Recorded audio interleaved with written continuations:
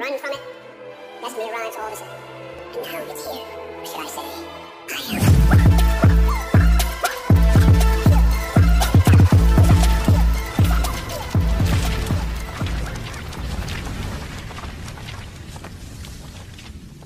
Halo, apa kabar semuanya? Jumpa lagi bareng Dongker.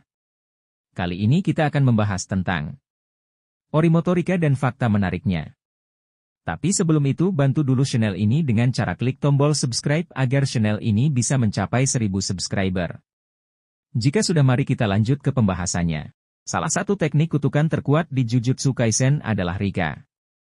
Rika yang dimaksud adalah teknik kutukan pribadi milik Yuta yang berhasil diperoleh setelah melepaskan jiwa orimotorika untuk naik ke akhirat. Apa saja fakta menarik dari teknik satu ini? Berikut pembahasannya. 1. Peninggalan terakhir Rika Orimoto untuk Yuta.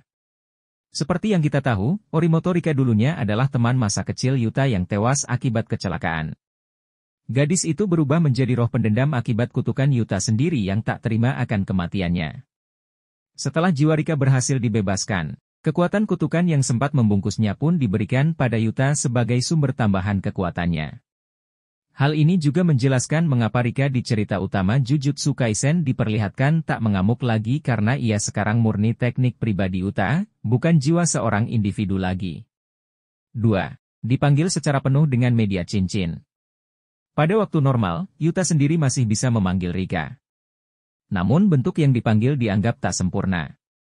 Meskipun demikian, makhluk yang dipanggil masih cukup kuat untuk menahan lawan seperti Yuji. Untuk memanggil secara penuh, Yuta sendiri harus mengenakan cincin peninggalan Orimoto Rika dan memanggil namanya. 3. Penampilan bentuk kutukan Rika berbeda saat normal dengan ketika dipanggil secara penuh. Pada era sekarang, teknik Rika memiliki tampilan yang berbeda saat dipanggil secara normal maupun secara penuh. Saat normal, penampilan Rika tertutup oleh bayangan hitam dengan bagian kepala dan dua lengan yang terekspos. Sedangkan saat dipanggil secara penuh, wujud Rika benar-benar mirip seperti wujud Orimoto Rika saat masih menjadi ratu kutukan. 4. Secara teknis, Rika juga bisa dipakai untuk menjadi sekutu tempur berharga untuk Yuta.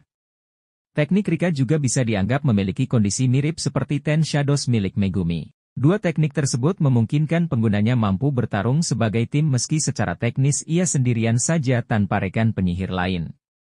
Pada kasus Rika sendiri, Yuta dan tekniknya bagaikan dua orang penyihir elit yang mampu bertarung secara harmonis. Tak heran jika dua penyihir kuno seperti Ishigori dan Uro pun berhasil dikalahkan. 5. Mampu menembakkan energi kutukan seperti meriam meski tak sekuat Ishigori.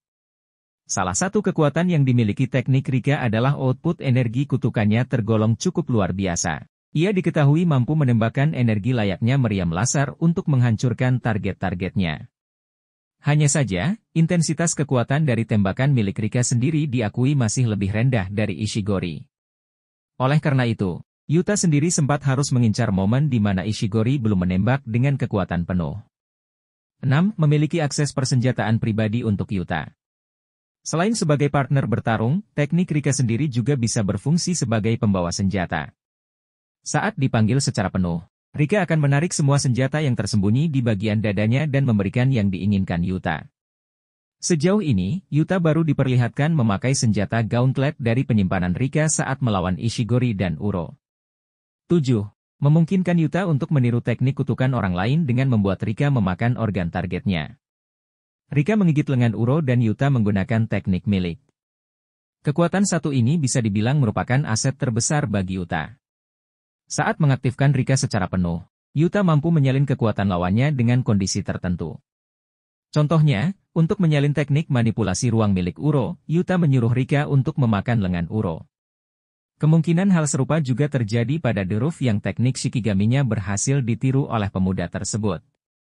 Hanya saja, ini tak menjelaskan bagaimana Yuta mendapat kurset speed milik Toge Inumaki tanpa membuat kawannya tersebut terluka.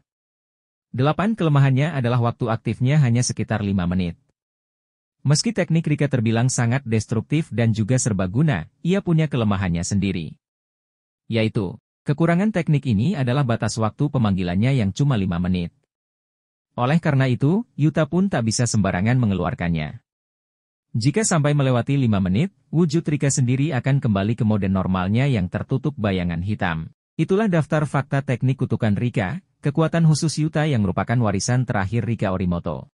Jika kalian suka dengan pembahasan seperti ini, jangan lupa tinggalkan like, komen, dan subscribe-nya. Sekian dari saya dan sampai jumpa di video-video berikutnya.